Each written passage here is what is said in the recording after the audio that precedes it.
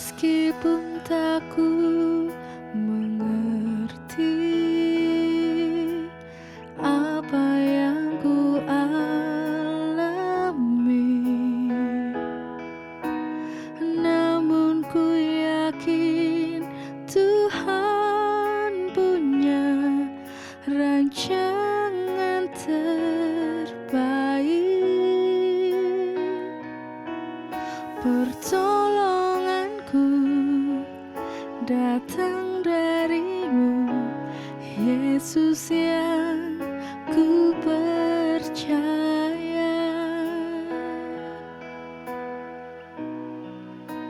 yang tak mungkin bagiku semua mungkin bagimu. Hanya Engkaulah jawaban hidupku,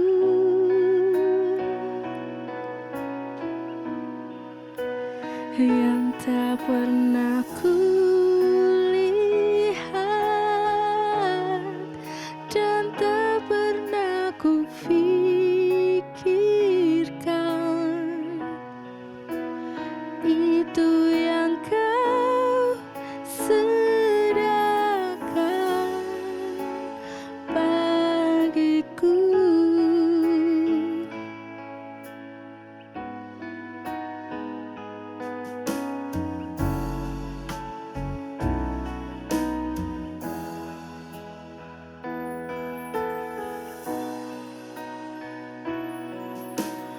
Meskipun tak ku mengerti apa yang ku alami, namun ku yakin Tuhan punya rancangan terbaik. Pertolonganku datang darimu, Yesus yang ku percaya. Oh, yang tak mungkin bagiku semua mungkin bagimu. Hanya Engkaulah jawaban hidupku,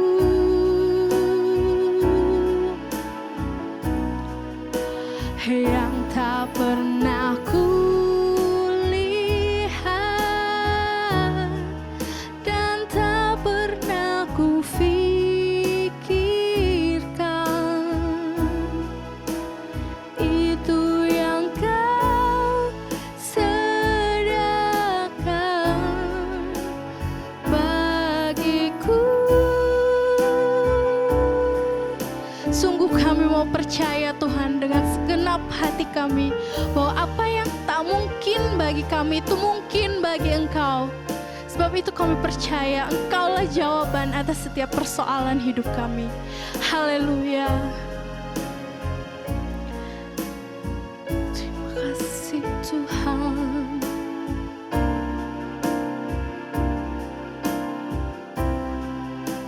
Yang tak mungkin bagiku semua mungkin bagimu.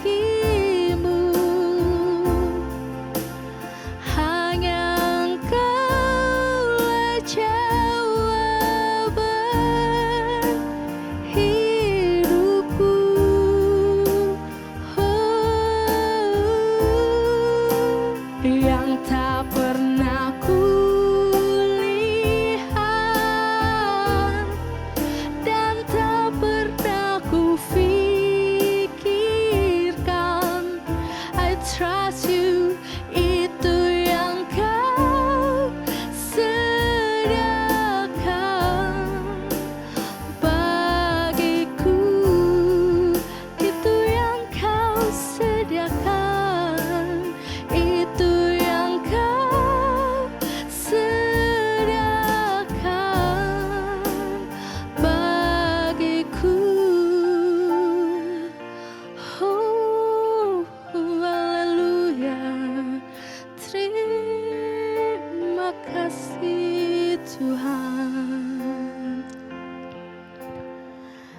Terima kasih Tuhan atas penyertaan-Mu Tuhan dan kesempatan buat kami dapat beribadah Tuhan pada hari ini. Kiranya sebentar lagi ya Tuhan kami ingin mendengarkan firman-Mu.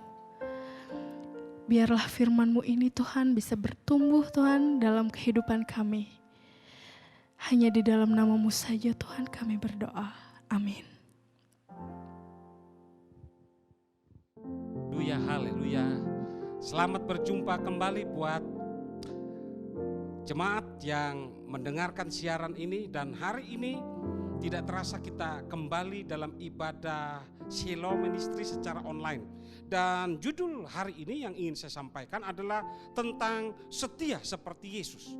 Saya sudah berkali-kali membaca ayat ini dan ada beberapa hal yang sungguh menarik yang saya percaya ketika saudara merespon setiap firman Tuhan ini, maka ada sesuatu yang akan Tuhan berikan buat saudara.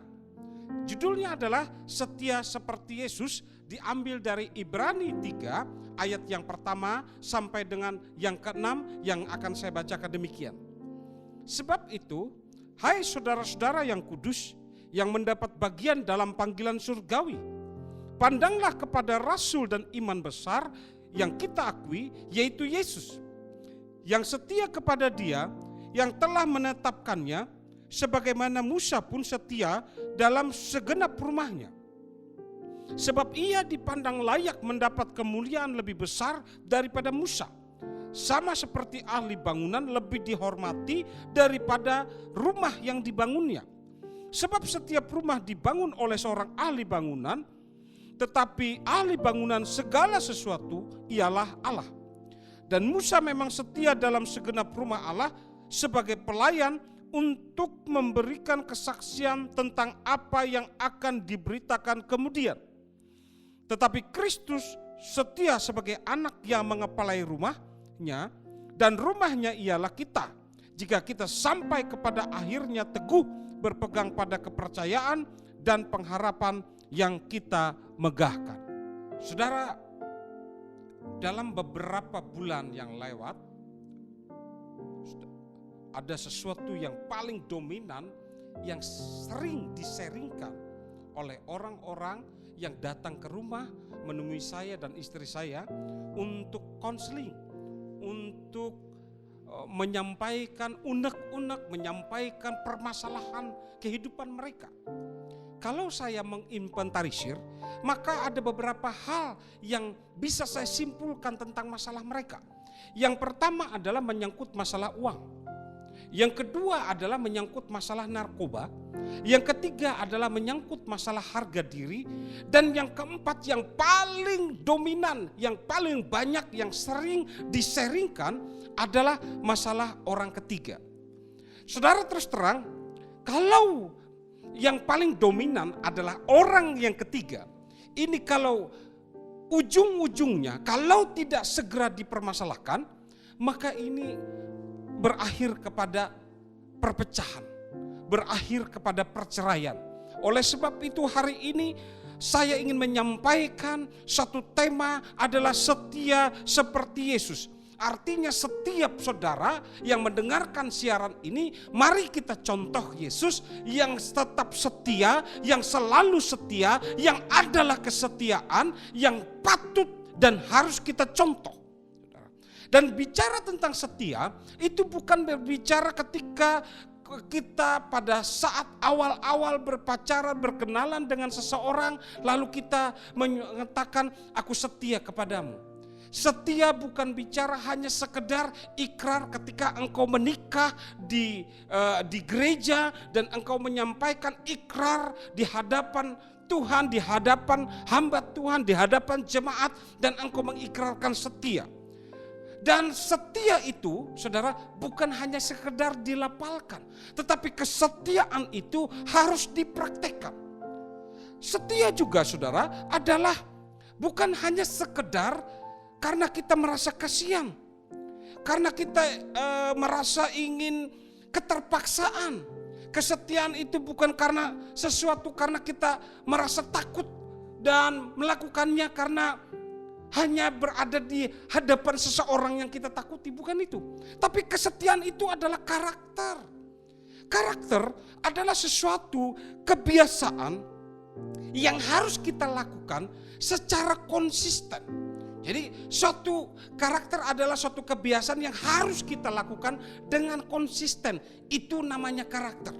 Jadi kesetiaan itu haruslah menjadi karakter dalam hidup kita. Kita lakukan dan dengan sungguh-sungguh, dengan komitmen, dengan sesuatu yang memang menjadi suatu keinginan dari hati nurani kita. Bukan sesuatu yang palsu, bukan sesuatu yang ditakutkan, bukan sesuatu karena keterpaksaan, tetapi itu adalah karakter, sesuatu yang kita lakukan dengan konsisten.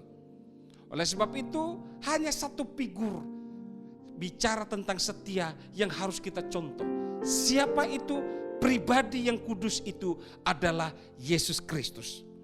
Lalu pertanyaannya, bagaimana supaya kita setia? Meniru setianya Tuhan.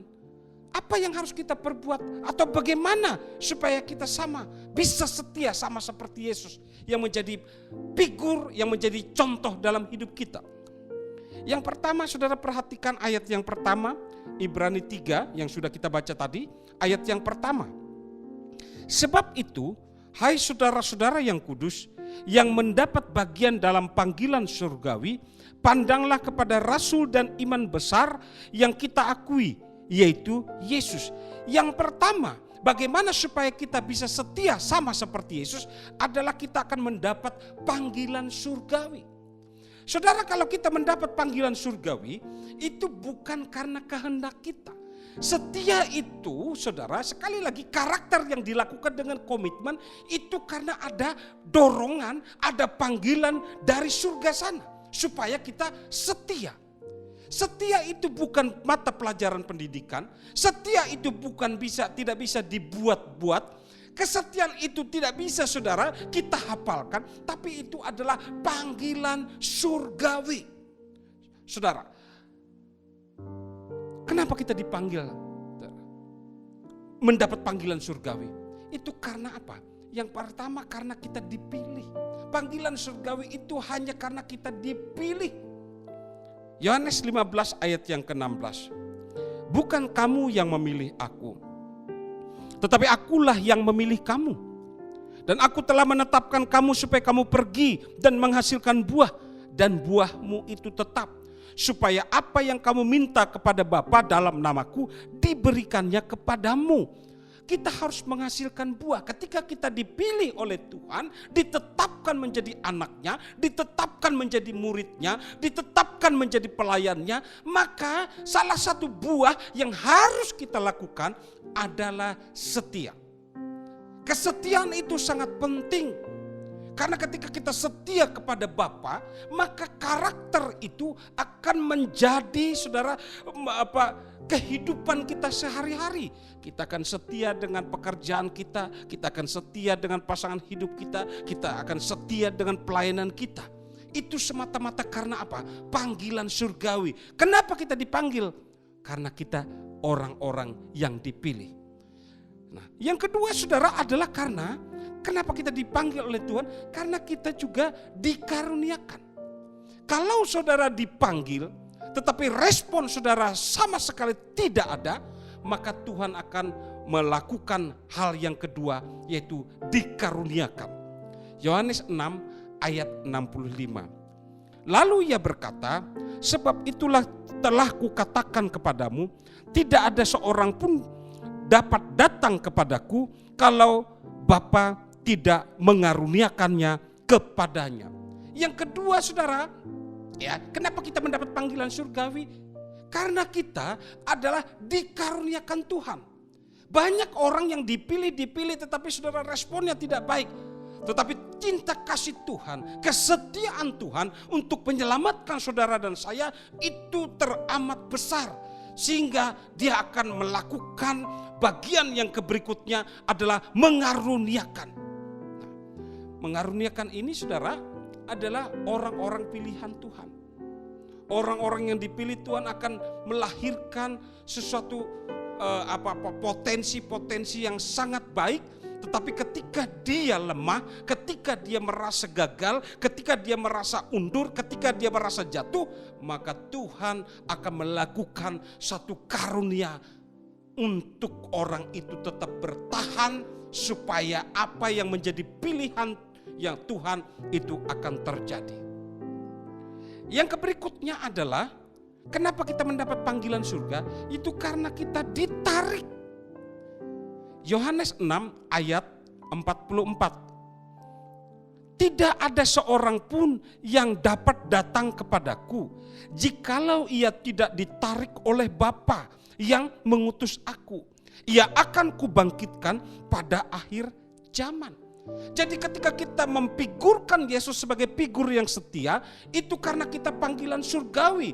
Nah, yang ketiga ini saudara adalah kita ditarik. Saudara, akhir-akhir keadaan seperti ini, saya percaya kasih karunia Tuhan itu melimpah-limpah. Karena ini adalah masa-masa akhir dari kehidupan kita di dunia. Mau tidak mau, kasih karunia Tuhan yang begitu besar, dia akan menarik orang untuk datang kepada dia. Nah, salah satu orang yang ditarik oleh Tuhan, dilihat dari karakternya, pasti dia memiliki kesetiaan kepada Tuhan. Saat ini, sementara gereja mungkin masih banyak yang tutup, sementara ada mungkin beberapa gereja yang tidak bisa beribadah secara online, sehingga potensi untuk melahirkan iman yang kuat, untuk menciptakan kesetiaan itu tetap ada, tidak bisa lagi dilakukan oleh hamba Tuhan. Ketika orang jemaat mendengar suatu khotbah, suatu pengajaran di gereja, karena saat ini mungkin masih dalam kondisi yang seperti ini, maka mau tidak mau Tuhan akan menarik orang itu untuk bisa mandiri menjadi murid Tuhan, untuk memiliki kesetiaan. Itulah cara Tuhan untuk akhir-akhir keadaan zaman saat ini. Bapak Ibu yang dikasihi Tuhan, dalam proses panggilan Tuhan kepada kita untuk setia, ketika kita tadi sudah dipilih, dikaruniakan, ditarik, maka hasilnya itu tergantung daripada respon kita. Kalau kita mau merespon apa yang sudah dipilih, ya, apa yang sudah dikaruniakan, apa yang sudah ditarik oleh Tuhan, saudara, maka otomatis respon saudara itu diperlukan. Apakah saudara mau sesuai dengan kehendak Tuhan atau tidak? 1 Tesalonika 4 ayat 7 dan 8. Allah memanggil kita bukan untuk melakukan apa yang cemar, melainkan apa yang kudus. Karena itu siapa menolak ini bukanlah menolak manusia, melainkan menolak Allah yang telah memberikan juga rohnya yang kudus kepada kamu. Jadi ketika Tuhan memanggil kita untuk melakukan sesuatu yang kudus, bukan cemar. Kesetiaan itu adalah sesuatu yang kudus. Tinggal respon kita. Ketika kita sudah dipilih, kita dikaruniakan, kita ditarik, itulah namanya panggilan surgawi. Respon kita bagaimana? Kalau respon kita menolak, ya selesai.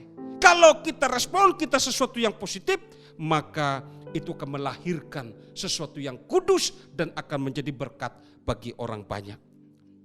Yang kedua, saudara, bagaimana supaya kita setia kepada Tuhan Yesus? Ayat yang kedua saya bacakan dalam Ibrani 3 ayat yang kedua. Yang setia kepada Dia yang telah menetapkannya, sebagaimana Musa pun setia dalam segenap rumahnya. Yang kedua, bagaimana supaya kita setia, ya, meniru caranya Tuhan Yesus, sama seperti Tuhan Yesus, adalah kita harus selalu berada dalam sumber setia itu. Siapa sumber setia itu? Adalah Allah itu sendiri. Siapa itu? Yaitu Yesus Kristus. Itulah sumber dari kesetiaan. Saudara, lihat apa yang dilakukan oleh Tuhan Yesus ketika dia memproklamirkan diri sebagai Tuhan dan Juru Selamat.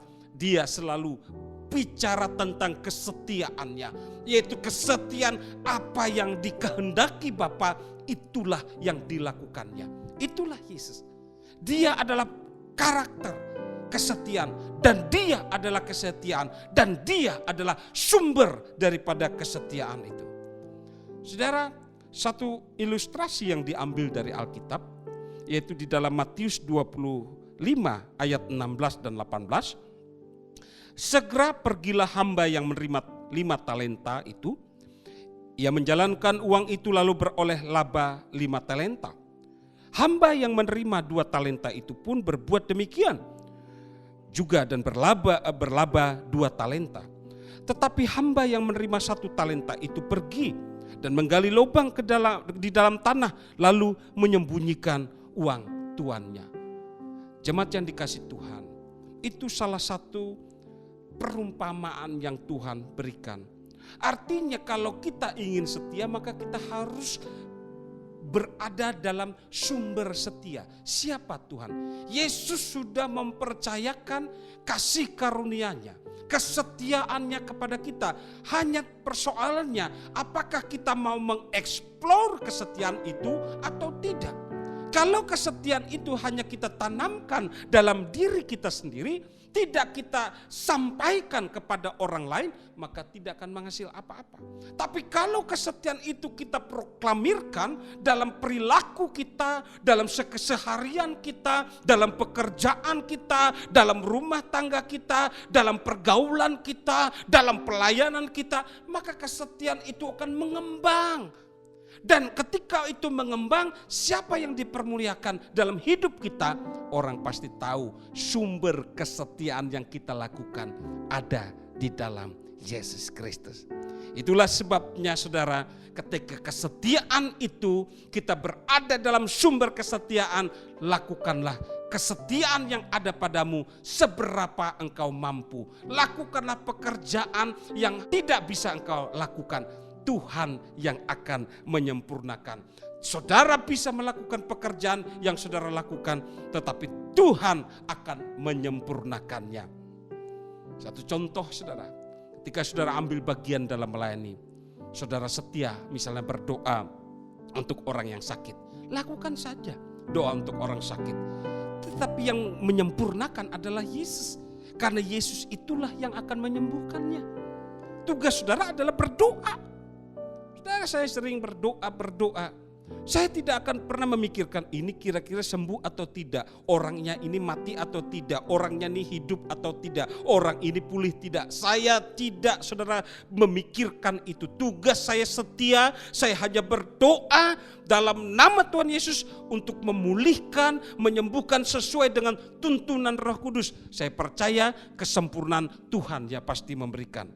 Begitu juga saudara, ketika kita doa misal untuk orang yang mengusir setan, ya, orang yang dalam keadaan saudara terikat roh jahat, saudara, tugas saudara mendoakan, melepaskan, membebaskan orang yang terikat dengan kuasa kegelapan. Saudara mematahkan belenggu-belenggu itu di dalam nama Tuhan Yesus. Tugas saudara begitu. Jangan saudara pikirkan, wah saya akan melakukan ini. Satu contoh, saya pernah dengar cerita teman saya ketika melakukan pelayanan di luar kota. Dia berdoa mengusir setan. Aku berdoa di dalam nama Tuhan Yesus. Setan, keluarlah dari orang ini dalam nama Yesus. Tapi saudara, otaknya masih berpikir, loh kok enggak keluar-keluar katanya. Dia ulangi doanya. Aku berdoa di dalam nama Yesus. Setiap setannya mengikat orang ini, keluar dalam nama Yesus. Otaknya tetap berpikir saudara. Sebenarnya yang harusnya dia lakukan, dia berdoa mengusir setan dan dia dengar apa tuntunan Roh Kudus, karena Tuhan yang menyempurnakannya. Nah, tapi karena dia main logika, akhirnya apa? Dia bilang begini, di dalam nama Tuhan Yesus, kuasa roh kegelapan yang berada di orang ini, keluar. Kalau engkau tidak mau keluar, aku yang akan keluar dari ruangan ini. Nah itu saudara. Kalau kita berpikir pakai logika, maka kita akan melakukan sesuatu yang akan ditertawakan oleh orang lain. Hari ini seberapapun saudara yang kesetiaan yang bisa saudara lakukan, khususnya dalam pelayanan, lakukan. Tuhan pasti menyempurnakannya. Saudara setia kepada sesuatu yang kecil, Tuhan akan memberikan perkara-perkara yang besar buat saudara. Yang terakhir saudara, yang ketiga, bagaimana supaya kita setia? Ya, contoh kepada Tuhan adalah saya bacakan ayat yang keempat. Ibrani 3 ayat yang keempat. Sebab setiap rumah dibangun oleh seorang ahli bangunan. Tetapi ahli bangunan segala sesuatu ialah Allah. Perhatikan, setiap rumah dibangun oleh seorang ahli bangunan. Jadi setiap saudara lihat misalnya ada gedung pencakar langit, rumah yang bagus, pasti ada arsiteknya, pasti ada orang yang ahli bangunan membangun itu. Artinya apa, saudara? Kita ya, kalau saudara menjadi seorang arsitek, saudara tidak akan pernah bermanfaat, saudara tidak akan pernah berguna kalau tidak saudara praktekkan membangun rumah. Kalau saudara orang dokter, saudara saat-saat ini saudara praktekkanlah kemampuan saudara menjadi dokter untuk mengobati orang yang sakit. Kalau saudara ahli hukum, maka saudara akan memberikan jasa saudara untuk memberikan solusi jalan keluar ketika orang menghadapi masalah hukum. Nah, itu artinya apa? Saudara harus menjadi pelaku, ya. Artinya ketika saudara ahli bangunan, saudara harus menjadi pelaku, mempraktekkan bagaimana mendirikan bangunan yang kokoh. Begitu juga saudara, ketika Tuhan sudah mengaruniakan kepada saudara kesetiaan, maka saudara juga harus menjadi pelaku kesetiaan. Nah, saudara bicara tentang kesetiaan, yang saya ada beberapa hal yang ingin saya sampaikan, yaitu khususnya menyangkut kesaksian, saudara. Dan kurang lebih hampir 10 tahun, saudara, ya, saya belajar mempraktekkan kesetiaan yang Tuhan taruh di hati saya untuk memberkati orang lain.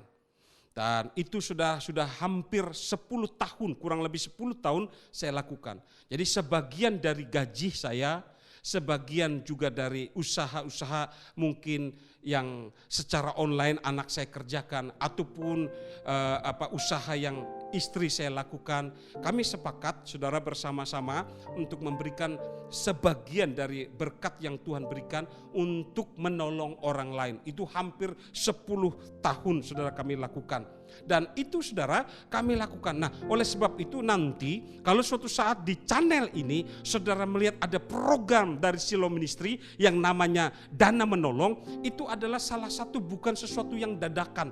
Itu sebenarnya sudah saya lakukan 10 tahun kurang lebih. Tetapi saat ini saya ingin jemaat semua mengetahui bahwa ada orang-orang yang perlu ditolong. Nah, kalau orang-orang yang perlu ditolong itu adalah perlu kesetiaan dari kita untuk memberkati. Jangan menunggu saudara kaya, jangan menunggu saudara sukses. Lakukanlah dari sesuatu yang memang mungkin saat ini saudara menjadi orang yang biasa-biasa. Tetapi ketika saudara melakukannya dengan setia untuk menolong orang lain, saudara akan menjadi orang yang luar biasa. Nah, saudara, persekutuan yang ada yang saat ini kurang lebih 16 tahun sudah berjalan, saudara jalan ke-17, saudara, lebih apa yang kami lakukan di dalam persekutuan ini luar biasa. Itu semuanya karena anugerah Tuhan. Dan pada saat COVID-19 ini pun tidak bisa ibadah secara bersama-sama untuk sementara, saya tetap melakukannya dengan setia bersama anak-anak saya, saudara, ya, dengan tim yang ada untuk melakukan siaran secara live, saudara, untuk memberkati jemaat supaya mereka mendengar firman Tuhan. Ini harus dilakukan dengan kesetiaan. Enggak ada rasa yang lelah atau apa. Tapi kadang-kadang memang ada rasa jenuh, lelah. Tapi saya ada terapi. Ketika saya lelah, saya kadang-kadang nyanyi lagu, saudara. Jangan lelah, itu bekerja di ladangnya Tuhan. Itu sering, saudara. Ataupun saya sering suka nyanyi, kerja buat Tuhan selalu manis. Pagi tadi sekitar setiap hari Sabtu ada doa fajar. Saudara, saya harus bangun lebih daripada itu. Jam 5 sebelum saya harus mempersiapkan tempat saya untuk jemaat datang. Jadi kadang-kadang rasa kantuk itu ada, tapi hati saya terus menyanyi, kerja buat Tuhan selalu manis. Itu membangkitkan gairah saya untuk melayani, dan itu terus dilakukan karena ada bibit kesetiaan karakter yang Tuhan tanamkan dalam hidup saya. Dan yang lebih menarik lagi, saudara, di dalam persekutuan Silo Ministry ini, saudara, persembahan dari jemaat itu tidak seberapa, tetapi itu saya serahkan sepenuhnya kepada bendahara. Ada bendahara persekutuan, Ibu Sari Redo, saudara, itu yang menyimpan. Nah, sedangkan konsumsi semua dikeluarkan secara pribadi, ya, baik dari saya bersama istri dan anak-anak. Itu, saudara, setiap minggu itu harus kami lakukan. Sedangkan persembahan itu dikumpulkan. Nanti di akhir tahun persembahan yang sudah dikumpulkan oleh bendahara tadi, saudara, itu dihitung jumlahnya. Kemudian semua nanti dibikinkan paket akhir tahun, paket Natal dan Tahun Baru, dan diberikan kepada seluruh jemaat sehingga kas Silo Ministry menjadi nol kembali. Itu yang dilakukan. Saya tidak menumpuk uang berbanyak-banyak di persekutuan, tapi itu saya habiskan untuk pelayanan kepada seluruh jemaat. Dan itu sudah dilakukan lebih daripada 16 tahun di persekutuan. Kalau bukan Tuhan yang melakukan kesetiaan, saya tidak bisa bicara apa-apa. Itu adalah anugerah daripada Tuhan. Oleh sebab itu jemaat yang dikasih Tuhan, dalam siaran live ibadah Silo Ministry pada malam hari ini saya ingin sampaikan ada 3 hal bagaimana supaya kita setia kepada Yesus. Yang pertama, kita akan mendapat panggilan dari surgawi. Orang yang mendapati panggilan surgawi ada 3 cara. Yang pertama itu karena dipilih, yang kedua itu karena dikaruniakan, dan yang ketiga itu karena ditarik oleh Tuhan. Yang kedua, bagaimana supaya kita setia kepada Yesus? Selalu berada pada sumber setia, dan sumber kesetiaan itu hanya ada pada Yesus. Dan yang ketiga adalah mau menjadi pelaku kesetiaan. Artinya kesetiaan itu bukan hanya sekedar hafalan atau sesuatu yang biasa-biasa, tapi kesetiaan itu perlu dipraktekkan. Saudara mau menjadi pelaku kesetiaan. Biarlah firman ini memberikan kekuatan dan amunisi yang kuat buat saudara untuk tetap setia kepada Tuhan, setia kepada pelayanan, setia kepada pasangan hidup, setia pada pekerjaan, setia dalam segala hal. Tuhan Yesus memberkati.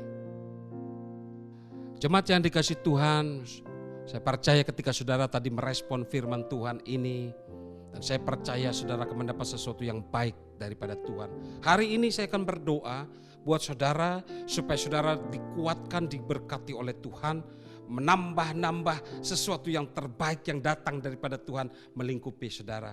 Khususnya tentang kesetiaan saudara kepada Tuhan, pada pekerjaan, pada pasangan hidup, pada segala sesuatu. Saya akan berdoa buat saudara. Bapa yang baik, terima kasih untuk setiap kebenaran firman-Mu. Biarlah Engkau bungkus dengan darah-Mu yang suci. Setiap firman-Mu mengalir dalam hidup kami, dalam setiap perilaku kami, sehingga kami bisa lakukan bahwa kami hidup menjadi pelaku-pelaku firman, bukan menjadi orang-orang biasa, tapi menjadi orang-orang yang luar biasa. Aku menyerahkan setiap jemaat-Mu, biar jamah mereka hidup dalam kesetiaan, hidup dalam takut akan Tuhan. Apapun yang menjadi perban pergumulan mereka dalam keuangan, dalam ekonomi, dalam pekerjaan, dalam karir, dalam rumah tangga, dalam masa depan, dalam kesehatan, dalam segala sesuatu yang mendera hidup mereka. Aku berdoa, Tuhan tolong mereka, Tuhan pulihkan, Tuhan sembuhkan, Tuhan sertai, Tuhan berkati di dalam nama Tuhan Yesus. Bapak terima kasih, menyerahkan seluruh jemaat-Mu yang mendengarkan ataupun mungkin melihat lewat siaran tunda. Tapi aku percaya Tuhan kasih karunia tidak pernah saudara lemah. Kuasa Tuhan itu sempurna.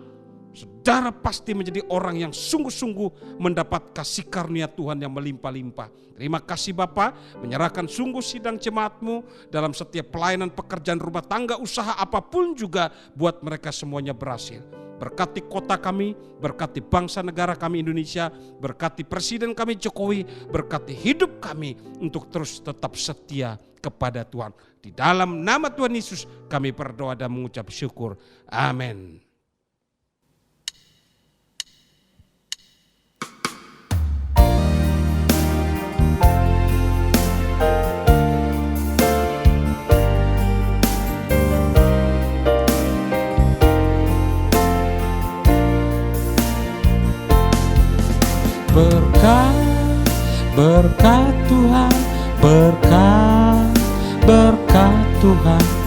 Hidup ini harus jadi berkat. Berkat, berkat Tuhan, berkat, berkat Tuhan. Hidup ini harus jadi berkat. Hidup ini harus jadi berkat. Hidup ini sudah jadi berkat. Tuhan memberkati engkau dan melindungi engkau. Tuhan menyinari wajahnya dan memberikan engkau kasih karunia. Tuhan menghadapkan wajahnya dan memberikan engkau damai sejahtera. Terimalah berkat ini di dalam nama Tuhan Yesus. Amin. Berkat Tuhan, berkat Tuhan. Hidup ini harus jadi berkat. Berkat,